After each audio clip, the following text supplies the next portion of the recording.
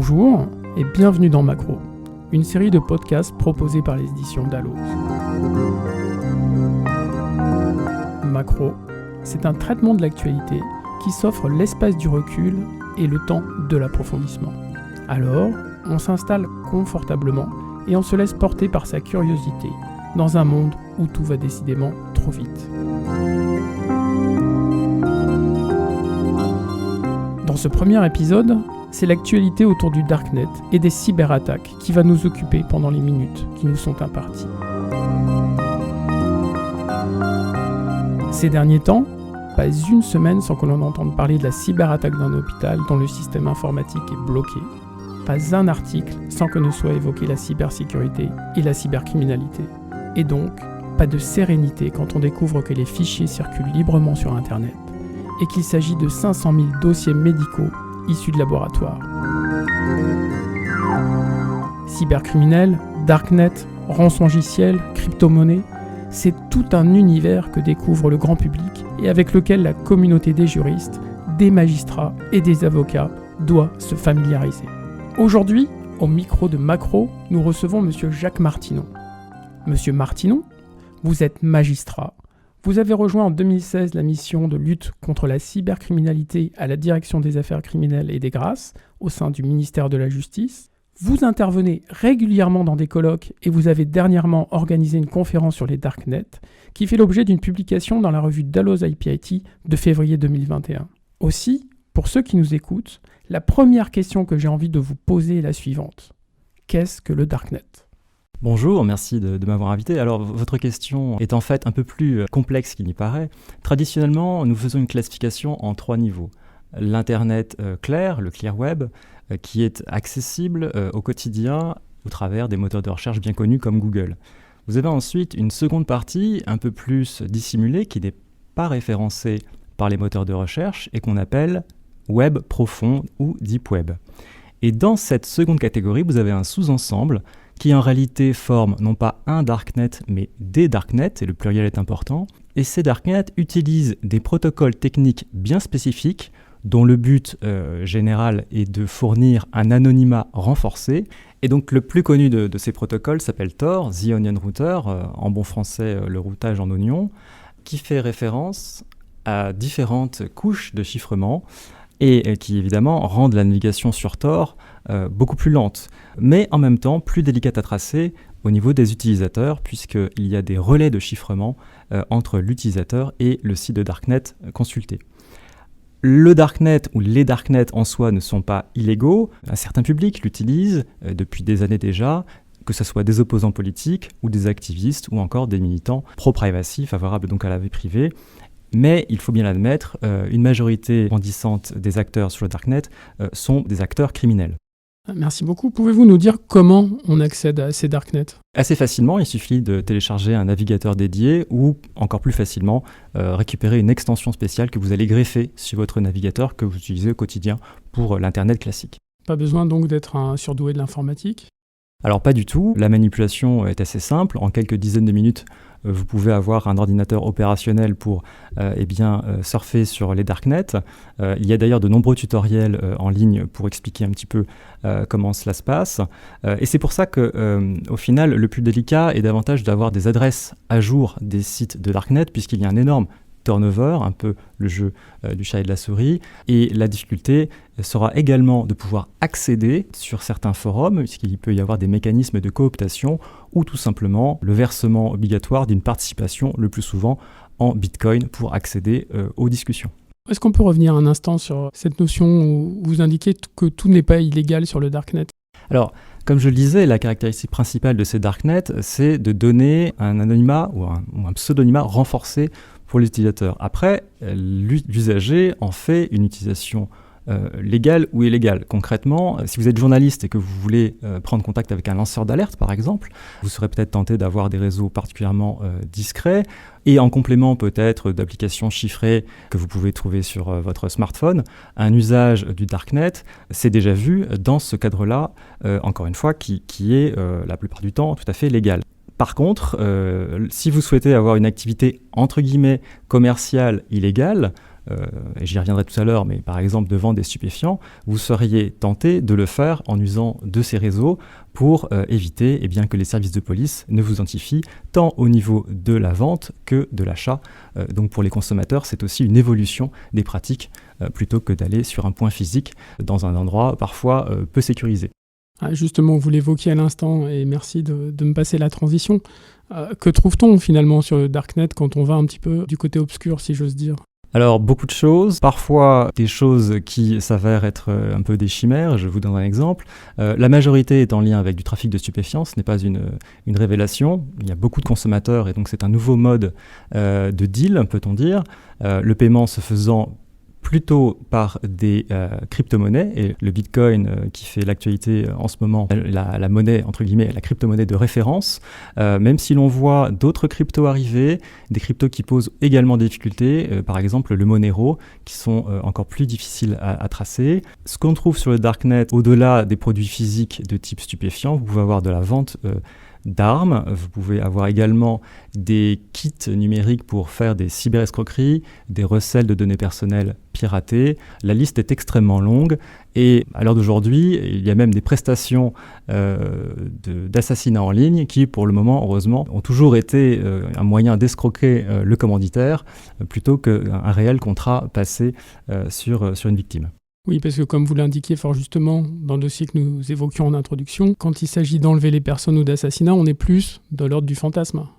Oui, tout à fait. Il y a plusieurs affaires qui ont défrayé la chronique. Pour autant, il faut rester vigilant et c'est une raison supplémentaire d'avoir une véritable veille, un certain statut de confiance pour échanger véritablement avec les cybercriminels. Et donc là, j'y reviendrai peut-être tout à l'heure, mais c'est vrai que les services d'enquête sont tentés d'utiliser de certaines techniques, par exemple d'enquête sous pseudonyme, pour en réalité récupérer un crédit de confiance et glaner des informations pour permettre des arrestations ultérieures. En effet, 2 points intéressants que vous soulevez, déjà qui sont ces cybercriminels, et ensuite l'enquête sous pseudonyme qui elle est assez récente, dont les dispositions sont assez récentes. Si vous pouviez nous en dire 2 mots. Le public a un petit peu évolué ces dernières années. À l'origine, on était sur un public plutôt technophile. Pour le dire vite, l'image du hacker, plus ou moins éthique, était assez juste, avec une démocratisation de l'usage ces dernières années. Donc on a des gens qui ne sont pas très très spécialisés dans l'informatique et qui vont aller sur le Darknet, même si on peut aussi voir une certaine perte de vitesse ces derniers mois, puisque beaucoup d'affaires judiciaires à l'international ont démantelé des gros réseaux de Darknet, donc un peu une perte de vitesse aussi, et des concurrences finalement d'applications plus populaires. On a pu voir des dossiers, par exemple avec des applications comme Telegram ou autres, avec des schémas également chiffrés et parfois qui posent leurs propres difficultés. Donc ça, c'est sur le public, un public qui était autrefois élitiste, mais qui finalement est un peu démocratisé avec une concurrence en parallèle. Et pour la question de cette technique de l'enquête sous pseudonyme, alors il est vrai qu'on a modifié les textes récemment, mais c'était davantage pour simplifier et harmoniser un régime préexistant qui, si vous voulez, était un petit peu tronçonné selon le champ infractionnel concerné. Donc on a essayé d'harmoniser ça pour faire plus simple et encourager les services d'enquête et les magistrats à autoriser ce genre de technique qui a l'avantage de la souplesse avec possibilité du coup d'entrer véritablement en contact avec les criminels au long cours. Ça peut prendre plusieurs mois pour pénétrer ce genre de réseau. Donc on est vraiment dans la version numérique de l'infiltration, l'image un peu d'Épinal de l'infiltration. On a le pendant sur Internet et par contre c'est un défi de formation pour les enquêteurs parce que il faut également plusieurs semaines pour être véritablement formé à cette technique. Donc on n'est pas dans une difficulté juridique en elle-même, mais plutôt d'avoir des ressources suffisamment formées pour activer cette technique. Justement, comment ces phénomènes sont appréhendés par les services de police, de gendarmerie et ensuite par les magistrats? Parce que j'imagine, vous le décrivez bien dans le dossier, on a un exemple de collaboration entre les services de police et les magistrats, mais pour nos auditeurs, je pense que c'est intéressant que vous l'évoquiez. Alors, le traitement judiciaire des Darknet, c'est quelque chose d'assez récent puisque finalement, on a un retour d'expérience de 3-4 ans maximum. Certains États ont été un peu plus en avance et on a pu bénéficier du coup de leur retour d'expérience. Je pense par exemple aux États-Unis évidemment et aux Pays-Bas qui ont fait des affaires déjà en 2014, 2015, 2016 et donc ça a été une inspiration pour le traitement français. Concrètement, nous avons en France plusieurs services spécialisés d'enquête, des services spécialisés au niveau par exemple de la gendarmerie avec donc une unité qui s'appelle le C3N, également un office central, donc l'OCL-CTIC, qui est d'ailleurs en forte progression d'effectifs, également à la préfecture de police de Paris, une section qui s'appelle la BEFTI et qui travaille beaucoup sur les rançongiciels, on en parlera tout à l'heure, et enfin un autre service spécialisé qui est connu plutôt dans l'antiterrorisme, qui monte en puissance au cyber, c'est la DGSI qui est non seulement un service d'enseignement mais qui a également une composante judiciaire.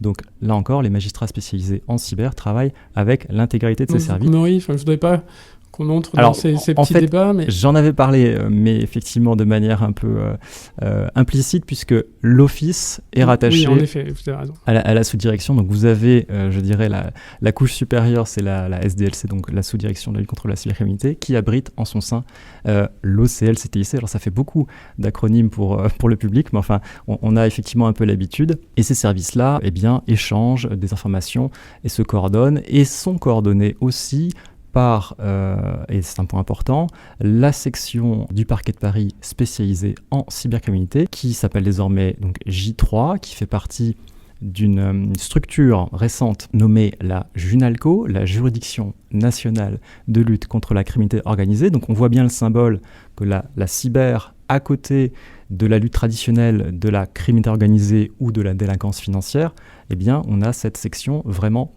dédiée au traitement de la cyber, avec plusieurs magistrats, 3 en l'occurrence, assistés d'un personnel spécialisé, et vous avez à l'échelon régional, donc les JIRS, les juridictions interrégionales spécialisées, qui montent en puissance, elles aussi, dans le traitement de la cybercriminalité. 2 exemples concrets.